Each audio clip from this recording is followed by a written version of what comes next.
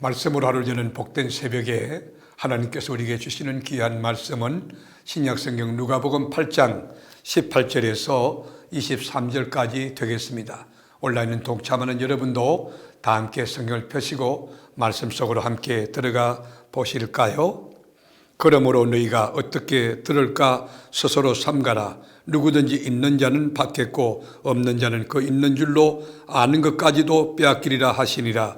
예수의 어머니와 그 동생들이 왔으나 무리로 인하여 가까이 하지 못하니 어떤 이가 알리되 당신의 어머니와 동생들이 당신을 버리고 밖에 서 있나이다. 예수께서 대답하여 이르시되 내 어머니와 내 동생들은 곧 하나님의 말씀을 듣고 행하는 이 사람들이라 하시니라.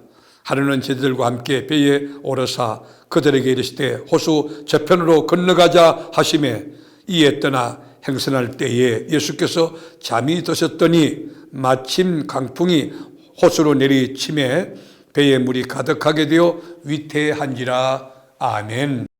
우리 신앙의 세계도 농사짓는 농법과 같은 원리가 적용될 수 있습니다. 복음을 선포하지 않았는데, 복음을 전하지 않았는데 누군가 씨를 뿌리고 절로 열매가 싹 들 것이라고 생각한다면 그거는 어불성설이고 어리석은 생각이죠. 계속 이 복음의 씨앗을 뿌릴 때에 싹이 나고 계속 열매를 거둘 수 있습니다. 오늘도 이렇게 좋은 날씨에 복음을 들고 현장에 나가는 많은 교우들이 있었는데 이렇게 복음을 뿌릴 때에, 복음을 전할 때에 천하보다 귀한 영혼이 복음을 받고 변화되어 하나님 자녀로 돌아오게 됩니다. 그런데 우리가 씨앗을 뿌릴 때에 이 네 종류 밭이 있지 않습니까? 길가밭이 있고 자갈밭이 있고 가시밭이 있고 옥토밭이 있는데 이 길가밭 그리고 가시밭 자갈밭은 그 씨앗을 던져 놓아도 열매가 맺힐 수 없다는 거예요. 사탄이 그 씨앗을 빼앗아 가기 때문인 것입니다. 그러므로 우리가 말씀을 들을 때 주의 깊게 듣고 깨닫고 응답하는 좋은 습관을 가져야 된다고 성경은 우리에게 충고하고 있어요. 그래서 삼가라는 거예요. 삼가라는 말은 원래 의미가 보라는 거예요. 이 블레포라고 하는 동사인데 우리가 말씀을 들을 때 나 자신을 한번 스스로 관찰해 보라는 의미입니다. 내가 정말 말씀을 제대로 수용적으로 사모하며 아멘하고 받고 있는가? 저들에게 말씀을 어떻게 듣고 있는지 자신을 스스로 확인해 보라고 권하셨습니다. 말씀을 받는 태도가 하나님에 대한 태도이며 나의 신앙의 영적 현주소이며 건강한 신앙인가 병든 신앙인가 그리고 아주 강건한가 약한 신앙인가 그거를 확인할 수 있는 바로미터가 된다는 거예요. 말씀을 듣는 태도가 얼마나 중요한지 우리 주님 말씀하기를 18절에 누구든지 있는 자는 받겠고 없는 자는 그 있는 줄로 아는 것까지도 빼앗기리라 하시니라 그래요. 바른 태도, 좋은 마음가짐을 가지고 말씀을 받을 때 말씀이 내 안에서 무럭무럭 자라며 말씀이 영적으로 성장하게 하며 풍성한 열매를 맺게 한다는 것이에요.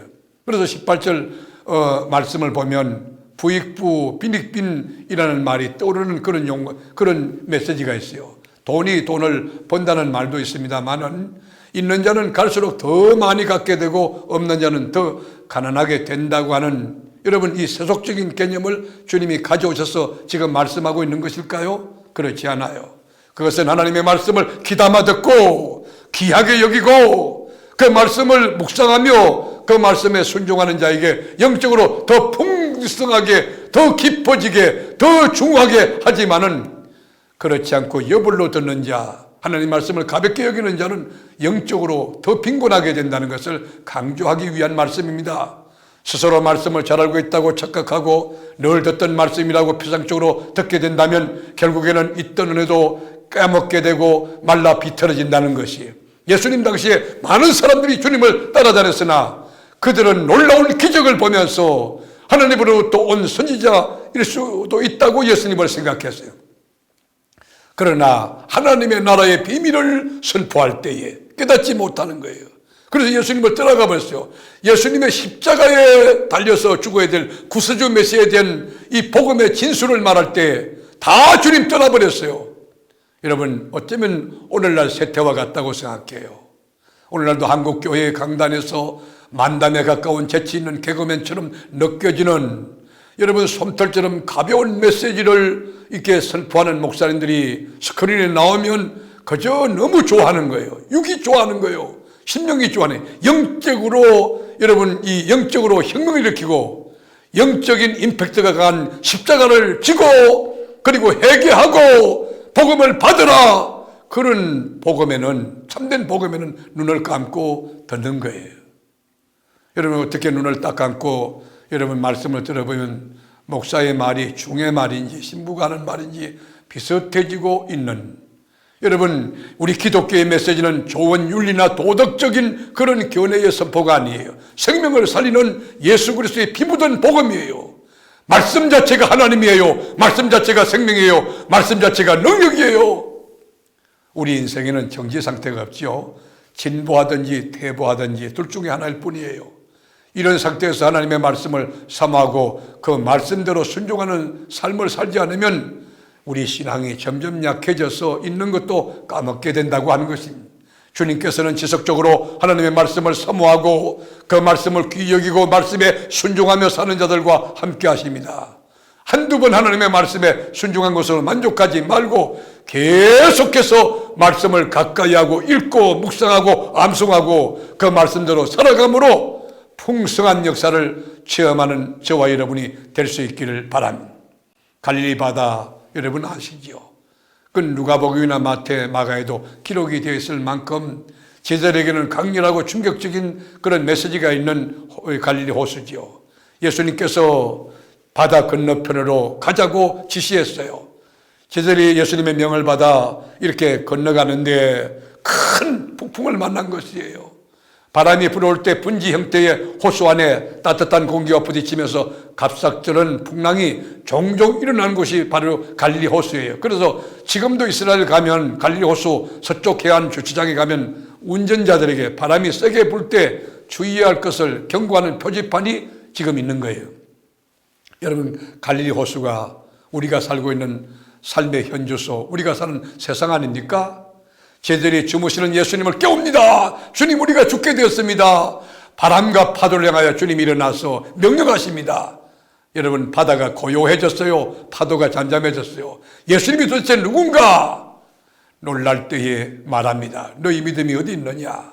인생의 위기를 맞을 때 우리의 믿음이 검증받고 인정을 받을 때인 거예요. 강풍이라는 것은 태풍이 불어온다는 것은 우리의 영적인 근육을 키우는 전지훈련입니다. 작은 것에 순종하다 보면 점점 큰 것도 넉넉히 감당할 수 있게 됩니다. 사랑하는 교우 여러분, 어떤 환난과 역경과 어려움이 와도 갈릴리 바다의 풍랑이는 그 바다를 잠잠케 하시는 우리 주님을 믿고 주님 손잡고 주의 말씀 의지하고 오늘도 담대하게 한 발자국 두 발자국 주님과 함께 동행하는 여러분의 삶이 너무 행복하고 그리고 기쁨이 충만하고 신나는 하루가 될 수 있기를 주님의 이름으로 축원합니다. 기도하겠습니다. 주님, 말씀을 받는 태도가 좋아야 하는데 옥토심령 사모하게 하시고 심령이 가난하게 하시고 하나님을 절대적으로 귀히 여겨서 하나님 말씀이 선포된다. 온몸이 기가 되어 말씀을 경청함으로 말씀이 이루어지는 말씀이 나를 지배하는 역사가 있게 하옵소서. 갈릴리 호수 같은 인생살이 속에서 여러 가지 상황을 경험하고 또 때로는 오미크론에 걸릴 수도 있지만 그러나 담대하게 하나님이 나와 함께 계심을 믿고 기도하며 믿음을 세워나가며 말씀을 붙들고 승리하는 저희들이 되게 하여 주시옵소서. 우리를 죄와 사망에서 건져내신 예수님의 이름으로 기도드립니다. 아멘.